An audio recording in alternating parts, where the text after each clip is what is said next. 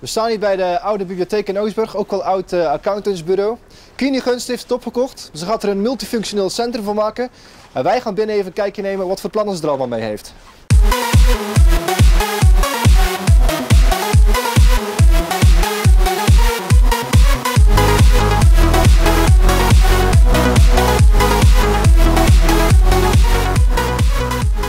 Wat houdt vraagteken Oostburg precies in? Nou, het vraagteken Oostburg is eigenlijk om de mensen verschrikkelijk nieuwsgierig te maken wat er hier gaat gebeuren. Dus ik ben 6 maanden geleden begonnen met alle kwaliteiten, kwantiteiten bij elkaar te gooien wat mezelf betreft.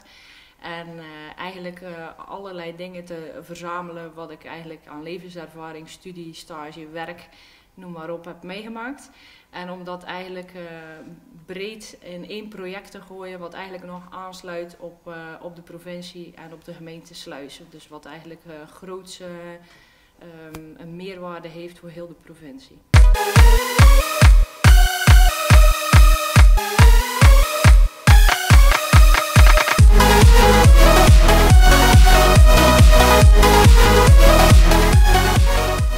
Een ondernemer komt hier binnen en die mag kijken of het een plekje voor hem of voor haar is.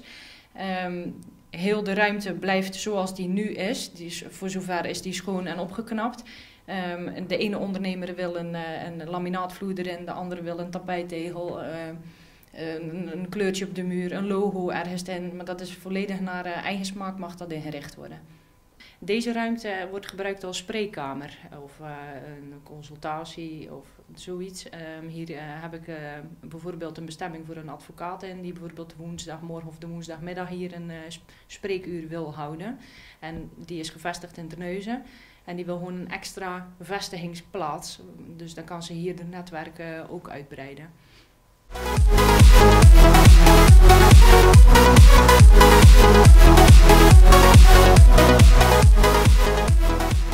Ik zie ook een serieuze variatie aan kamers qua grootte. Hoe zit dat precies?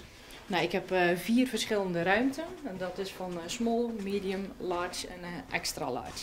Dan gaan we even deze ruimte in. Dit is bijvoorbeeld een large. En ik heb 4 verschillende grootte. De kleinste kamer die kan gehuurd worden vanaf €500 per maand. Dus inclusief gas, water en elektriciteit. En er is, bij iedere ruimte is er de mogelijkheid om dan nog ook een servicepakket af te nemen. Hier zit de wifi in, de schoonmaak, de website en van 9 tot 12 van maandag tot en met vrijdag de receptie.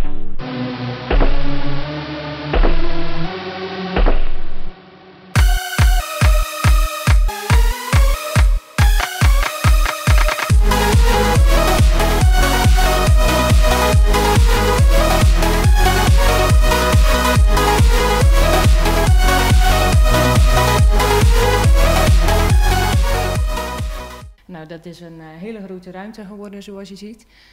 Daar hebben we ontzettend veel werk aan gehad. En hier kunnen groepslessen worden verzorgd.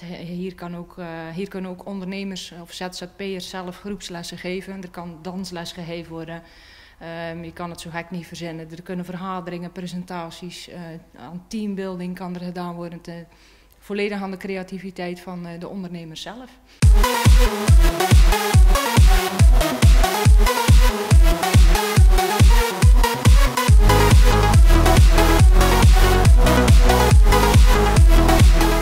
U geeft hier zelf Zumba-lessen. Wat houdt Zumba nou eigenlijk precies in? Zumba is een Latijns-Amerikaanse dans- en fitnessvorm en is eigenlijk voor alle leeftijden toegankelijk. Ik heb mensen in mijn les staan van 4 jaar, maar ook in de leeftijd van 70 jaar. Dus, en die doen gewoon met de volle bak met de volwassenen mee, maar wel op een eigen manier. Bij mij is de prioriteit sfeer is heel belangrijk en de betrokkenheid tussen alle mensen. Dus het is een sociaal bedoeling. Klinkt leuk. Ja, ik zou zeggen van probeer eens mee. Want als je denkt dat de Zumba alleen maar voor vrouwen is. Oké.